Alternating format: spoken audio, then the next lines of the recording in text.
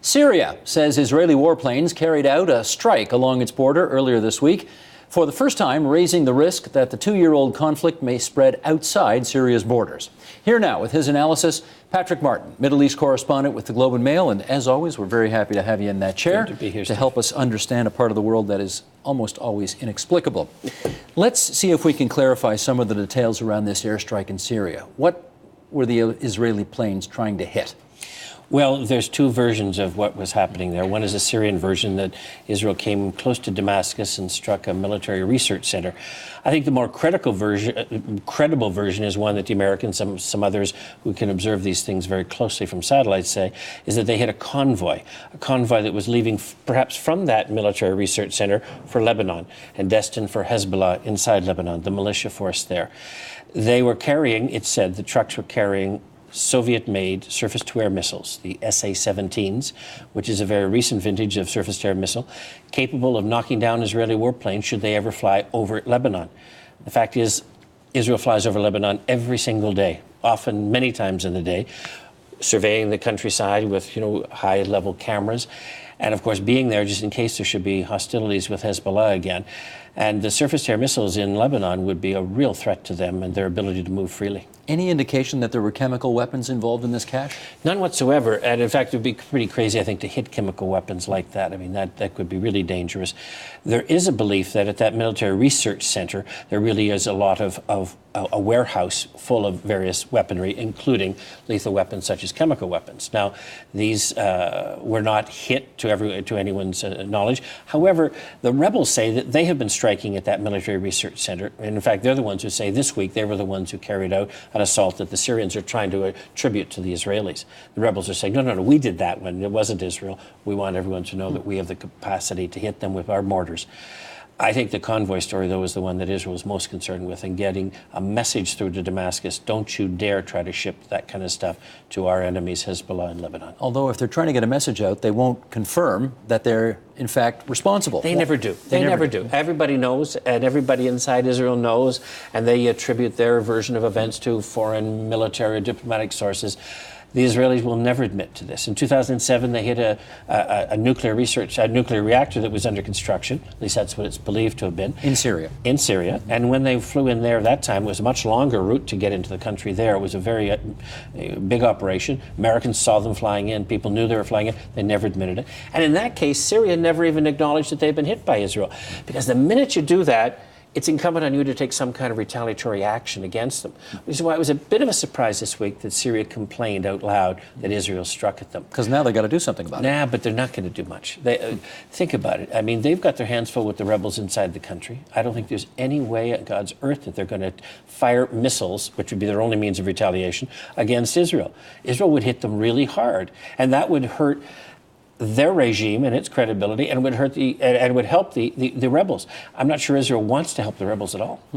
This may sound like a silly question, but it wouldn't be the first time I asked a silly question. If the Israelis did this, and you tell us they did, and if they hit something inside Syria, which is a separate sovereign country, admittedly an outlaw nation, but it is a separate sovereign country, is what Israel did illegal? Well, in international law, yes. They've struck, it would seem without provocation, target inside the country. They probably killed a few Syrians in sending this message. They would claim this was a form of preemptive self-defense. Mm-hmm. This was the Bush doctrine that, of course, justified the attack on Iraq. It's never been really recognized in international law. International law says you must have a perceptible threat against you in order to claim self-defense. You don't have to wait till you're hit, but you have to wait until it seems imminent. If the fist is here, likely, you can hit. Yeah. But in this case, it's so far in advance that it would be difficult to justify it as preemptive self-defense in this case. However, the reality of that region, as in many parts of the world, is you fly a bit fast and loose above the international legal codes.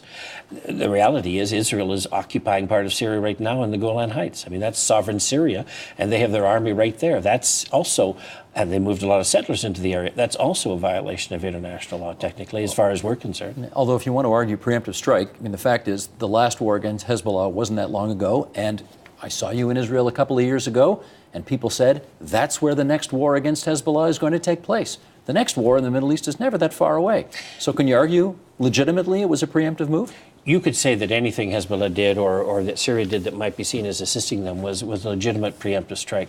It's just a question of whether it passes international law, the muster of international law, and I don't think it does. Yet it's perfectly reasonable under the circumstances, knowing the neighborhood they're in, that they would take this kind of action. Yeah, Hezbollah is a big threat to the country, and they've been arming since 2006. I was in Lebanon in 2006 when the Israeli, bombs were raining down in the country, and they were using their freedom of motion over that country to hit many bridges and power terminals, all kinds of sites across the country, infrastructure designed. Their goal was to make all Lebanese hate Hezbollah for what they had brought upon them. Mm-hmm. It kind of backfired in that sense because the Lebanese joined with Hezbollah against Israel, at least in spirit. And you didn't break Hezbollah. As we know, Hezbollah survived to the very end, and Israel really retreated, a tactical retreat back behind the blue line into Israel. But no, they moved freely in those days. And since 2006, Hezbollah's primary goal has been have weapons that will strike as far as Tel Aviv and send the fear of God through the people in a case of conflict, unlike the last time where they just were mildly afraid. This time they want to have really formidable weaponry, and if they can, have surface-to-air missiles that will deal with the jets flying over. So the SAMs, these surface-to-air missiles, are the ones that they've been looking for. They may already have a stockpile of them, but if there was evidence that these were moving now, it was perfectly understandable, I guess, that Israel would hit them. But Israel's message surely to Hezbollah at this point is, if you think you can rearm and we're going to let you, forget it. Exactly. And that message, I think, I talked to Mark Keller this week in Israel, who's a Canadian-born, very good analyst at the International Strategic Studies Center at Tel Aviv University. And Mark made it clear, he said this message was to Damascus, but it was also to Iran, because those missiles would not have been sent from Damascus to Lebanon at Damascus's order. It's not in their interest to ship them in necessarily. They might want to keep them on hand in case the fight against the rebels reaches the short strokes. No, it would have been Iran or Russia, but probably Iran, that said, move those missiles into Lebanon to our friends there, Hezbollah. And Syria hasn't got enough problems right now fighting a 2-year-old civil war that they're going to follow that kind of an order? Oh, listen, their hope is that they have the support of their friends, Russia and Iran. That's the biggest hope that the Assad regime has, along with the control over still substantial military and their own capacity. But they know that they're only friends outside of those two countries. So if one of them says, you better jump, then they say, how high? And so they would have moved those missiles in if Iran asked them to.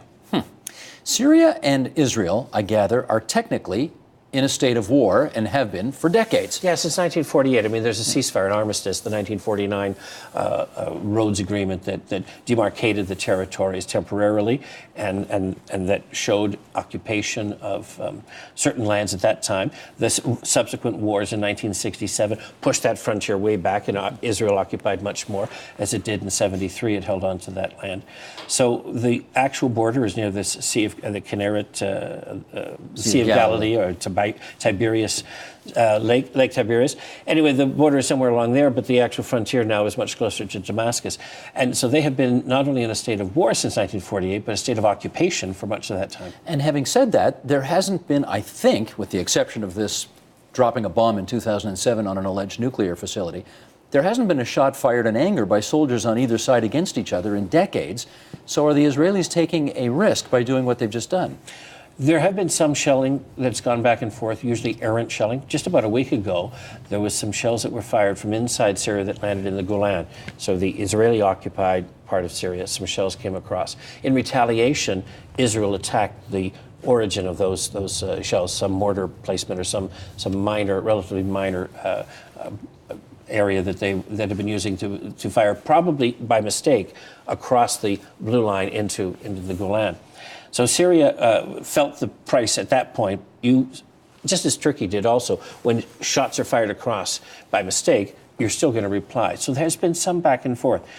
No, there hasn't been very much since 1974 when the agreements were signed not signed, but negotiated by Henry Kissinger. It's been a very quiet frontier.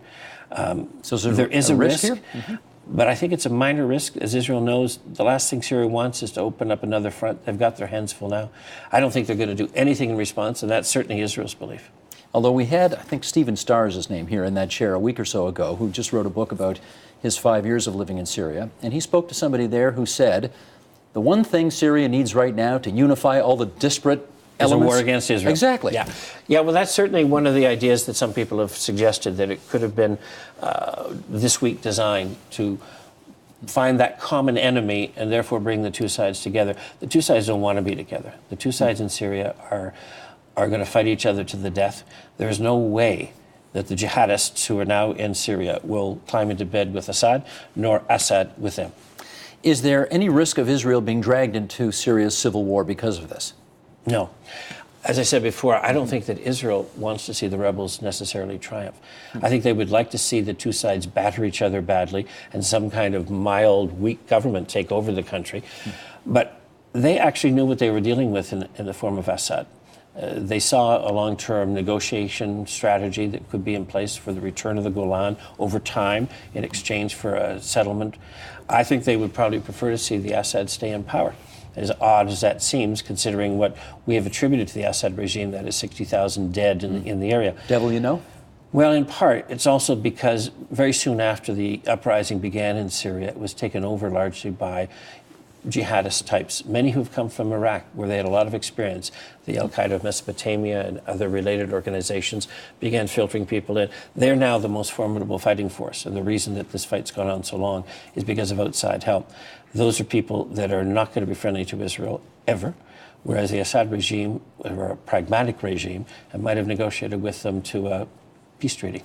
Okay, so unlike 5 years ago when they didn't acknowledge anything, Syria this time has told the world, Israel bombed us. Does that now put them in a position where they have to do something? No, I don't think they do. I think that public denouncement of Israel is as far as they're going to go. They, in that sense, join the large number of voices that we're hearing at the Human Rights Council in Geneva this week, which has denounced Israel's settlements in the West Bank. They can chime in and say, and the settlements of the Golan Heights. It just adds to, I think, the orchestra, the symphony that's being composed against Israel all the time. No, I think that they're unlikely to take any hard physical reaction. Any retaliatory strikes will be carried out. Highly unlikely, because they just don't want to risk the harm that it would be done to them. How do you look like a tough guy in the Arab world when somebody drops a bomb on your country and you essentially do nothing about it? These guys are not playing that game anymore. That right now it's life and death struggle for the regime. All the Assads want to do is maintain their supremacy inside the country. They've already run afoul of the Arab League in the course of their actions and refusal to negotiate earlier than this. And I think that Syria, the regime in Syria, is only caring about one thing, and that's survival. How are they doing at that, incidentally? I think they're still in better shape than most people give them credit for. I know from the day one, people have said to me, oh, it'll just be a matter of weeks, won't it? I said, no, you don't understand. They have an extremely large and substantially well-armed military, very formidable tank, armored command. These people are supremely loyal to the Assad regime, partly because their officer corps are drawn from the Alawites and from other groups that are very friendly with the regime. Now, I think you have a regime that is buttressed by that kind of military force, and they also have had the quiet, for a long time, support of the Christian and other communities, merchant class in the country, for a lot longer than people think. They are very worried about, that is, the people are very worried about what might come in. So if you can claim the loyalty of half the population and almost 100% of the military, remember that Free Syrian Army, these guys who filtered away, they numbered in the hundreds, not in the tens of thousands. Syria has an armed force of 700,000. I mean, this is very, very big and very well armed. So no, I don't think, even though it's difficult to, in these kinds of, operations where you have guerrilla raids in and out, you have this odd construct that it's very difficult to wage war when you've got big tanks and these guys are running, a run and gun offense. It's a real challenge to them to put it out, but they're not going to concede, I think, until they absolutely have to. And I don't see that day coming for a long time. It's going to be well through this year, I would say, before they come close. And that's if things continue in the present path. We've talked about Syria, but we haven't yet talked about the reaction inside Israel, which has just had elections and is in the process of trying to put a new coalition government together. Did this amount to any kind of kerfuffle inside Israel, this raid? Well, when I was talking to Mark Heller the other day, he treated it rather matter-of-factly. I didn't get the sense that there was a lot of concern or worry that this might cause a retaliation. And I think that the people inside Israel have felt for a long time that Syria is best kept behind that wall up in the Golan Heights. They want to keep the Golan Heights to keep them at bay. But they also have realized, I think, in the course of this year that the region is in such turmoil that they're very worried about this devil that they don't yet know. And most Israelis, I think, probably have faith that Assad will not spoil things, and that if he's going to hang on, he's going to have to hang on, taking a blow like this on the chin and just turning away. Okay, so that's Syria. How about, we saw the Iranian deputy foreign minister warn the other day, quote, grave consequences for Tel Aviv. Well, you read anything into that? Well, certainly, the minute you mentioned Tel Aviv and the idea of retaliatory strikes, it of course is going to create a concern. But the country, it only just feeds Benjamin Netanyahu's desire to, organize an offense against Iran. Israelis have come to believe that Iran is the enemy and that they ultimately want to see their destruction. So it was nothing new to Israelis. As far as Iran's concerned, I don't see them attacking. I don't see them hitting Tel Aviv because they know that the response would be formidable. Israel is prepared for that if it came to that. In a way, Israel might welcome that because the decision would be made for them and they wouldn't have to worry about international opinion to the same degree as launching a strike on their own to take out the nuclear capabilities, the facilities in Iran. No, I think it's unlikely that Iran is going to do anything but talk big as well. They do have this other weapon, that's Hezbollah, that they can get weapons to of other sorts and different means. And I think their belief is that when people hear the word Tel Aviv and missile, they'll figure it's coming from Hezbollah, and that's enough of a message maybe for them. Russia, they condemned it? Anything to worry about there? No, I think Russia, like many countries, was saying, look, international law says you can't do that. We made those surface-to-air missiles, we sold them to those guys, and you shouldn't have been hitting them. So it's perfectly reasonable. But don't forget, earlier in the week, the National Security Advisor to the Prime Minister was in Moscow on Monday this week. He doesn't go there very often, once every couple of years. He was there Monday. 36 hours later, they hit this convoy. I don't think it was a coincidence. I think they were prepared for it, and they had to say something in public, and that's it. Okay, let's do one more thing. We'll broaden the scope just a little more in our last couple of minutes here. Syria's a mess.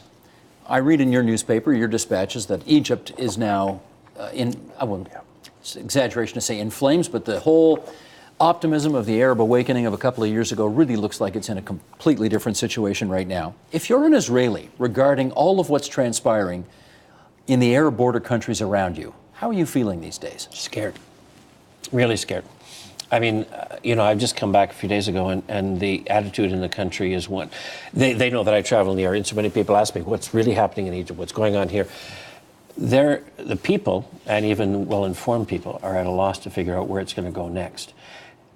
The dire prediction that many made there is that the whole region will go extreme Islamist appears to be not far off the mark. There are many in Israel who believe that that's the course of action. If you go from left to right, from Tunisia through Libya, Egypt, Syria now, maybe Lebanon, possibly Jordan, you're seeing a move to increase religiosity, if not religious control.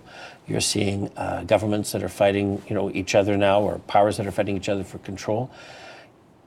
And they're very nervous about what that means, because they believe that the Dar al-Islam, that whole sense of this is the Islamic region, will focus once again on that one blot on the landscape as far as they're concerned, which is Israel, which has no place being there, they would say. So that's their big, big fear, and it's legitimate fear. I think that things in Egypt are savable still. Their economy is the worst part of it. The violence that took place over the last week began to be waged by a bunch of soccer hooligans in reaction to a decision to sentence to death some people who carried out a lot of killing at a soccer stadium a year and a half ago. Well, the people in Port Said were furious at their colleagues being sentenced to death. In Cairo, they were celebrating in the streets because their football club had been the victim of the attack. So you really didn't have the good guys on the street until later in the week, when everyone realized this is an opportunity once again to show we're really unhappy here. So they're unhappy, but it's manageable at this point if they can hold something together. Last 2 days have been relatively calm compared to last week, and they're beginning to have an agreement to negotiate some kind of, to have some sort of dialogue that might keep people calm. But the key is their economy. And as Egypt goes, the region will go too. If they can save the economy of that country and turn things around and have a legitimate parliamentary election in April, you might just see Egypt once again being that beacon that others in the region will want to follow. And we'll keep watching and have you back to talk about it. Okay. That's Patrick Martin from the Globe and Mail. Thanks so much, as always. Pleasure. Support Ontario's public television. Donate at tvo.org.